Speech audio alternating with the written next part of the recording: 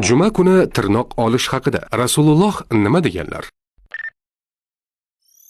Rasululloh sallallohu alayhi vasallam kim juma kuni tirnoqlarini qisqartirsa, Alloh taolo undan kasallikni chiqarib, o'rniga shifo kirgizib qo'yadi deganlar. Bir kuni payg'ambarimiz Muhammad Mustafa sallallohu alayhi vasallam huzurlariga bir kishi kelib ko'z og'rig'idan shikoyat qildi. Shunda Rasul akram sallallohu alayhi vasallam kim ko'z og'rig'i kasalligidan najot topishini va dunyoda boy badavlat bo'lishini xohlasa, payshanba kuni asr namozidan keyin tirnoqlarini qisqartirsin dedilar.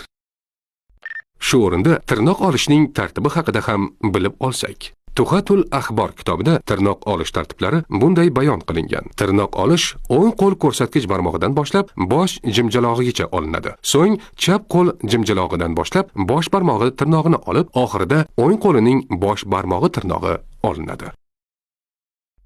Qo'llardan so'ng o'ng oyoqning jimjalog'idan boshlab chap oyoqning jimjalog'ida tugatiladi. Manba: O'zbekiston musulmonlar idorasi, muslim.uz portali.